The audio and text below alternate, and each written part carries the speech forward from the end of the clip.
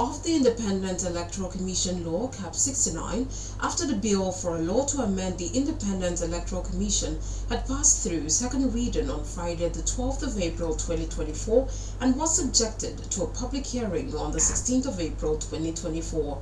Presenting the report before plenary yesterday, the Chairman, House Committee on Local Government and Chieftaincy Affairs, Honorable Mfonidong, informed the House that the public hearing, which was well attended by stakeholders cutting across various ministries, agencies, political parties, civil society organizations, made very meaningful inputs, which assisted his committee to arrive at the recommendations. Honorable Idong, who represents Itimekbo Ika State Constituency, stated that amendments of the Independent Electoral Commission law will update the electoral laws in the state in line with modern and acceptable electoral reforms and guidelines. The Speaker of the Assembly, Honorable Udeme Otong, who presided over the plenary, has directed the clerk, Mrs. Nsika Kabasi Orok, to forward the bill to State Governor Pastor Bueno for assent into law.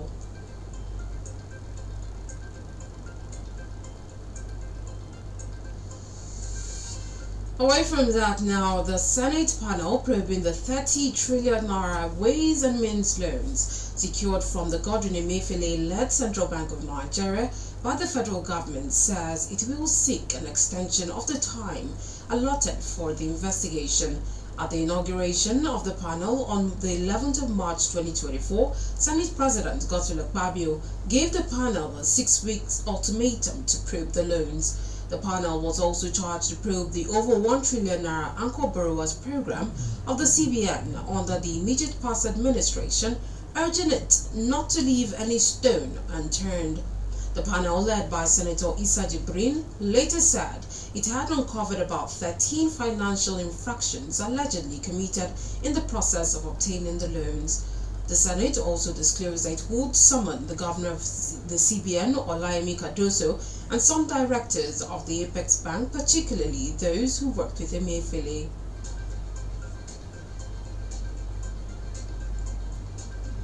The Trade Union Congress of Nigeria, TUC, has urged the federal government to fast-track action to complete negotiations on a new minimum wage for Nigerian workers. The TUC president, Comrade Festus Osifo, who made the call while briefing journalists after the National Executive Council of the Labour Movement yesterday, ruled out the possibility of having a new minimum wage in place before the end of May. TUC lamented that some states in the Niger Delta region that receive huge sums of money from the Federation account, among others, had paid neither the wage awards nor palliatives to their workers. They also noted with dismay that the federal government had not paid federal workers the wage award for March and April and called for immediate payments to cushion the economic hardship. Comrade Osifo called for the review of what he termed obsolete labor laws in the country, noting that for several years they have been trying to review the labor law, but all attempts to get the 9th National Assembly to pass the new labor law did not materialize.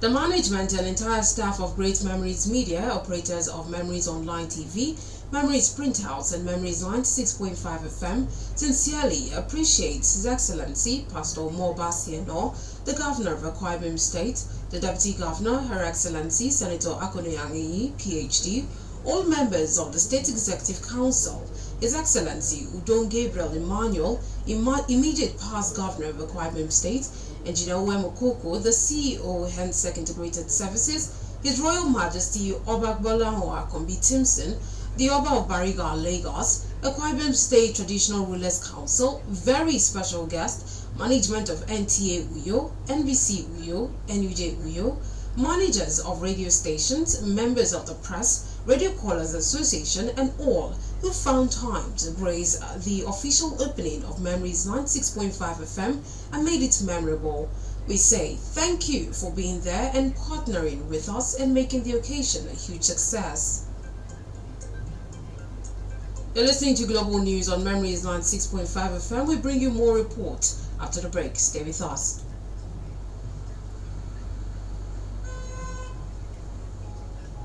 Approximately 1.3 million people died and 58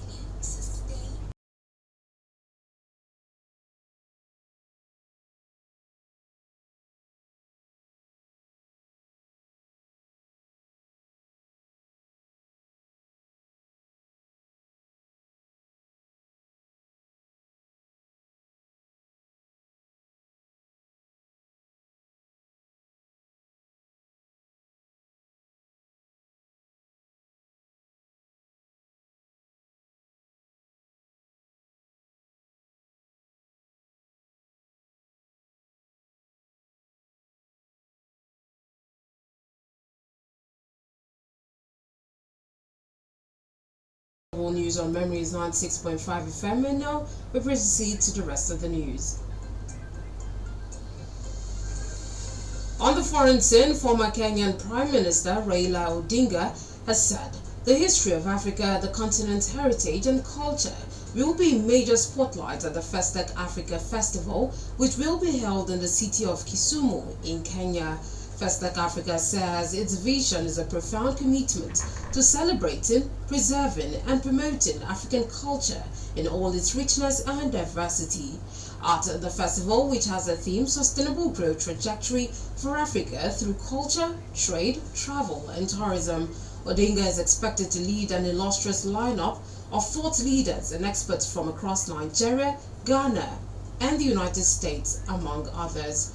Popular Kenyan lawyer and activist Professor Patrick Lumumba and Nigerian engineer and business expert Yinka Abioye are billed to grace the event, with Abioye's discussion expected to center on providing pragmatic solutions to the challenges and opportunities within the African and global business landscapes.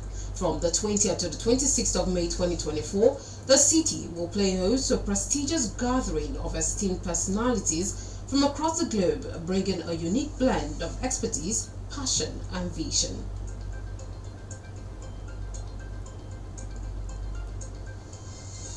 Still on the foreign scene, Chinese Foreign Minister Wang Yi has cautioned his United States counterpart Antony Blinken against stepping on China's red lines as the two countries' top diplomats met in Beijing earlier today. Wang opened the meeting with a question which sounded more like a warning, adding that the China-US relationship is beginning to stabilize, but it is still being tested by negative factors. Wang also noted that both countries could either engage in cooperation or confrontation, and even a slide into conflict. He set out what he called China's red lines on its sovereignty, security and development, and warned the United States not to step on them.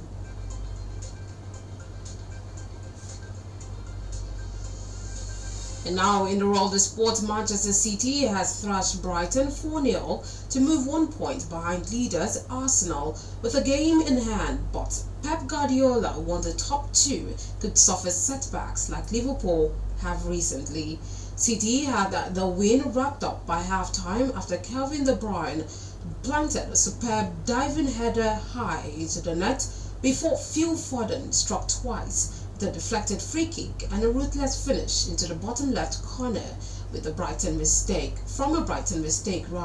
Julian Alvarez, who deputized well up front for the injured Erling Haaland, cut the perfect evening for Pep Guardiola's side with a fourth in the second half, sweeping in from close range following good work from Kyle Walker.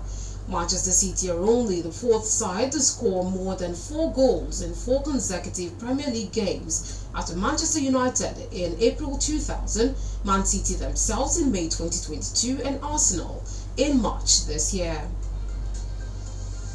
And that's it on Global News on Memories 96.5 FM. But before we go, let's take a recap of the top stories. We told you that President Bola Tinubu says Nigeria is well positioned to power the clean energy future of Europe and the world with its high-grade lithium deposits. Back home, the Akwa Ibom State House of Assembly has passed the amended version of the Independent Electoral Commission Law, CAP 69, after the bill for a law to amend the Independent Electoral Commission had passed through second reading on Friday, the 12th of April 2024, and was subjected to a public hearing on the 16th of April 2024. Away from that, the Trade Union Congress of Nigeria, TUC, has urged the federal government to fast-track action to complete negotiations on a new minimum wage for Nigerian workers. On the foreign scene, former Kenyan Prime Minister Raila Odinga has said the history of Africa, the continent's heritage and culture will be major spotlights at the Festac Africa Festival, which will be held in the city of Kisumu in Kenya. And finally, in the world of sports, Manchester City has thrashed Brighton 4-0 to move 1 point behind leaders Arsenal with a game in hand. But Pep Guardiola wants the top two could suffer setbacks like Liverpool has recently. Now That's the start of our news package this afternoon, as edited by Mfonobong Ekot and assisted by the production team. For views and comments regarding our news or coverage of your newsworthy events, you can reach us on email via newsroom@memoriesmediang.com or call our newsroom hotline on 0909 000 0581. You can also follow us on Facebook and Instagram at Memories965FM. Before we go, let's take you down memory lane. On this day in 1865, 12 days after assassinating U.S. President Abraham Lincoln, John Wilkes Booth was killed at a Virginia farm either by a federal soldier or by his own hand. Now that's the news. Thank you for listening. I am Sharon Mandor. Good afternoon.